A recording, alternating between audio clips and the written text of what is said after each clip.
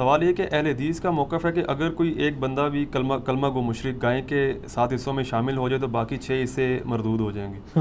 Same یہی جذبات بریلوی حضرات ان کے بارے میں رکھتے ہیں کہ بد مذہب کی شمولیت سے باقیوں کی قربانی ضائع ہو جائے گی. تو آپ کا اس کے بارے میں کیا موقف ہے؟ یہ حقیقت بات ہے. آج کل آپ جمعے کے خطبوں میں جو ذرا دلیر ہیں وہ جمعے کے خطبے میں بھی بیان کر دیتے ہیں، اور ویسے نجی محفلوں میں تو یہ بات کرتے ہیں. یعنی اہل حدیث یہ بات کہتے نظر آئیں گے کہ اگر کسی بریلوی نے، دیوبندی نے، شیعہ نے بیچ میں حصہ ڈال دیا تو وہ کہتے ہیں چونکہ ہمارے نزدیک وہ کلمہ گو مشرک ہیں تو مشرک کا تو کوئی عمل قبول نہیں ہوتا، لہٰذا باقی ساروں کی بھی قربانی ضائع جائے گی. قربانی کے جانور میں جو حصہ ڈالنا ہے وہ اہل ایمان کا، مومنین کا، بھلے وہ مومن گناہ گار ہو لیکن ہو مومن، مشرک نہ ہو، وہ قبر کا پجاری نہ ہو، وہ قبروں کا طواف کرنے والا نہ ہو، وہ یا علی مدد یا رسول اللہ مدد کے نعرے لگانے والا نہ ہو، وہ غیر اللہ کو اپنے لیے مشکل کشا حاجت روا ماننے والا نہ ہو. اور بریلوی اس کے اگینسٹ جو ٹرمز استعمال کرتے ہیں وہ بد مذہب استعمال کرتے ہیں. وہ کہتے ہیں اگر کوئی بد مذہب، کوئی نجدی، کوئی گستاخ آپ کے گائے کے حصے میں شامل ہو گیا تو باقیوں کی بھی قربانی ضائع جائے گی. اچھا، ایک آتا ہے کہ اگر ذبح کرنے والا وہابی ہو، ایسی صورت میں جانور ذبح ہوگا تو دیکھیں وہابی کے ہاتھ کا ذبح ہوا بالکل سور کی طرح حرام ہے. تو اب یہاں ہوتا یہ ہے کہ کچھ بد مذہبوں کے گھر سے بھی گوشت وغیرہ آ جاتا ہے، جیسے وہابی وغیرہ آس پڑوس میں ہوتے ہیں تو ان کے وہاں سے گوشت آ جاتا ہے. تو سنیوں کو اس میں کیا کرنا چاہیے؟ تو ان کے وہاں کے گوشت کو الگ رکھنا چاہیے اور ان کے وہاں کا گوشت واپس کسی وہابی یعنی انہی کے فرقہ باطلہ کے گھر میں بھجوا دینا چاہیے کہ خبیث مال کو خبیث لوگ کھائیں گے تو اس میں کوئی اعتراض والی بات نہیں ہے.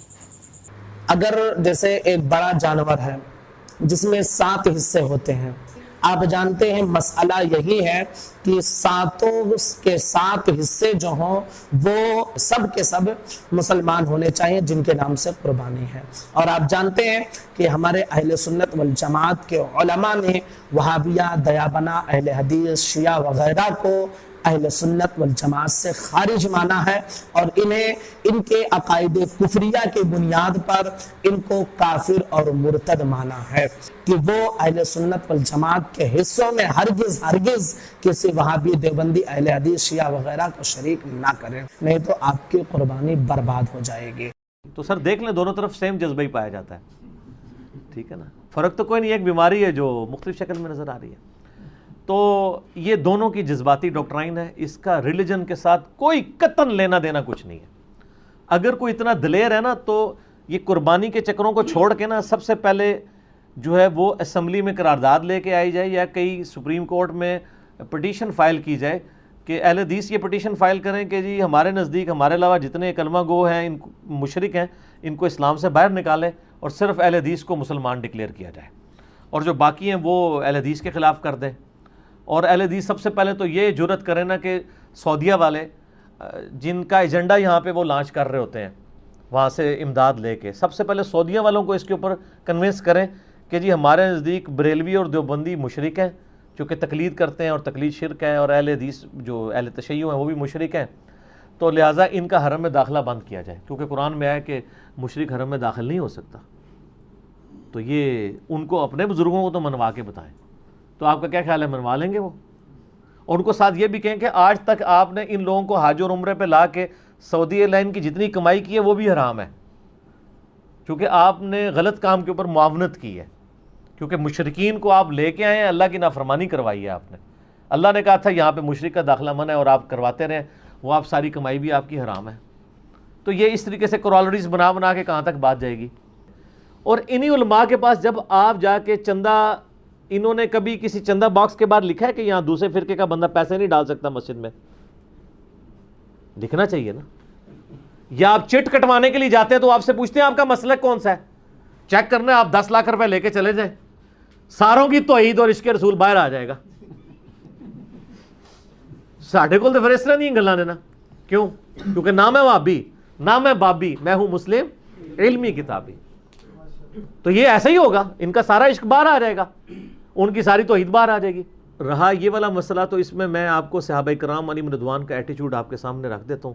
آپ خود فیصلہ کر لیں کہ یہ لوگ اگر صحابہ کرام کے دور میں ہوتے تو صحابہ کرام ان کے ساتھ کیا سلوک کرتے، جو ایک دوسرے کے اوپر اس طریقے سے فتوے لگا کے علمی اختلاف کو اس نہج کے اوپر لے کے جا رہے ہیں. وہ کہہ رہے ہیں قربانی میں حصہ ڈالا تو باقیوں کی قربانی ضائع جائے گی. یہ وہ کیوں کہہ رہے ہوتے ہیں؟ اس لیے کہ ان کو کافر سمجھ رہے ہیں. صحابہ کرام علیہم رضوان کا ایٹیچیوڈ میں آپ کو بتاتا ہوں. صحیح بخاری میں سیدنا عثمان ابن عفان رضی اللہ تعالیٰ عنہ علیہ السلام خلیفہ ثالث کا فتویٰ موجود ہے کہ ان کے پاس کچھ اصحاب آتے ہیں، جب ان کو باغیوں نے محصور کر دیا ان کے گھر میں اور مسجد نبوی تک پہنچنے پہ پابندی لگا دی، مسجد نبوی پہ انہوں نے قبضہ کر لیا، اپنا امام وہاں پہ کھڑا کر دیا، تو لوگوں نے آ کے عرض کیا کہ اے امیر المومنین، ہمارے امام تو آپ ہیں، یعنی آپ ہمارے پولیٹیکل امام بھی ہیں اور مسجد کے امام بھی ہیں. یہ تو آج کل ہوتا ہے نا کہ امام مسجد لادا ہوتا ہے اور وہ لیڈر لادا ہوتا ہے، جبکہ مسجد کے اوپر فتنوں کے امام کا قبضہ ہے اور وہ ہمیں نمازیں پڑھاتا ہے. ہمیں خدشہ ہے کہ ہم اس کے پیچھے نماز پڑھ کے گنہگار ہی نہ ہو جائیں. تو سیدنا عثمان جو سب سے زیادہ افیکٹی تھے اس کی وجہ سے، محصور وہ ہوئے تھے، ٹھیک ہے جی، تکلیف وہ گزار رہے تھے، تو ان کو تو فوراً غصہ نکالنا چاہیے تھا، ہاں جی بالکل نماز نہ پڑھو نہ پیچھے. تو انہوں نے کہا نماز ہی مسلمانوں میں ایک نیکی کا کام ہے، نیکی کے کاموں میں ان کا ساتھ دو، برائی میں ان سے الگ رہو. یعنی سب سے زیادہ جس شخص کی خلافت سٹیک پہ لگی ہے، جس کی آپ سمجھ لیں جو ہے وہ عزت سٹیک کے اوپر لگی ہوئی ہے، جان سٹیک کے اوپر لگی ہے، وہ گڈ جیسچر دے رہا ہے کہ یہ ہے میرے مخالف ہیں لیکن مسلمان ہیں. ٹھیک ہے وہ خلیفہ راشد کے خلاف بغاوت کر کے بدعتی ہوئے ہیں لیکن نماز ہوگی ان کے پیچھے. آپ لوگ ہوتے تو آپ حضرت عثمان سے اختلاف کرتے کہ سر آپ یہ کہ نہ نماز ہوگی اور نہ آندہ قربانی میں ان کا حصہ ڈالا جائے بیچ میں، یہی کہنا تھا نا آپ نے. اچھا امام بخاری نے اس میں باب پتہ کیا باندھا ہے؟ باغی اور بدعتی کے پیچھے نماز پڑھنے کا حکم. یعنی امام بخاری نے رزلٹ نکالا ہے کہ باغی اور بدعتی کے پیچھے نماز ہو جائے گی. اور یہاں آپ کو کہتے ہیں بد مذہب کا حصہ نہ ڈالیں، وہ کہتے ہیں کلمہ کو مشرک کا حصہ نہ ڈالیں. یہ صحابہ کرام کا ایٹیچیوڈ ہے. اس سے سٹیپ آگے چلے جائیں. سیدنا عبداللہ بن عمر رضی اللہ تعالیٰ عنہ کے بارے میں سنن کبریٰ البیہقی میں موجود ہے صحیح سند کے ساتھ کہ عبداللہ بن عمر کہا کرتے تھے جب تک خوارج کی مساجد سے حی علی الصلاح حی علی الفلاح کی آواز آئے گی ہم ان کی اذان کا بھی جواب دیں گے. یہ اذان کا جواب صرف جواب دینا نہیں، یعنی ان کے پیچھے نماز بھی پڑھیں گے اور ان کے سلام کا بھی جواب دیں گے. لیکن جب یہ ہمیں کہیں گے کہ ہم اپنے مسلمان بھائیوں کو قتل کریں تو ہم ان سے الگ ہو جائیں گے. خوارج وہ ہیں جن کے بارے میں بخاری اور مسلم میں درجنوں احادیث ہیں کہ وہ دین سے نکل جائیں گے. جیسا کہ تیر شکار سے آر پار ہوتا ہے اور اس کے اوپر خون کا اثر بھی نہ رہے، ایسا تیر، اس طرح خوارج اسلام میں سے داخل ہو کے نکل جائیں گے. لیکن صحابہ کرام نے نبی علیہ السلام کے واضح فرامین کی بھی تعویل کی، خوارج کو کافر نہیں کہا. نکلنے سے مراد انہوں نے کہا کہ امت کی مین سٹریم کو چھوڑ کے وہ الگ ہوئے، چونکہ وہ اللہ کو مان رہے ہیں، رسول کو مان رہے ہیں، آخرت کو مان رہے ہیں، ہمارے قبلے کی طرف منہ کر کے نماز پڑھ رہے ہیں، اسی قرآن کو مان رہے ہیں. یہ ساری چیزیں وہ دیکھتے ہوئے صحابہ کی یہ جرت نہیں ہوئی کہ وہ خوارج کو کافر کہیں، حالانکہ ان کے پاس دلیل موجود تھی نبی علیہ السلام کی حدیث. اور اس سے بھی بڑھ کر جو صحیح مسلم کے اندر حدیث ہے جو کسی مسلمان کو کافر کہے تو کفر اس کی طرف لوٹ آئے گا اگر وہ کافر نہ ہوا. خوارج تو اعلانیہ طور پر صحابہ کو کافر کہتے تھے، اس کے باوجود صحابہ کرام اس کو دلیل تو بنا سکتے تھے نا کہ چونکہ ہمیں کافر کہتے ہیں اور ہم تو ہیں صحابہ لہذا یہ کافر ہو گئے.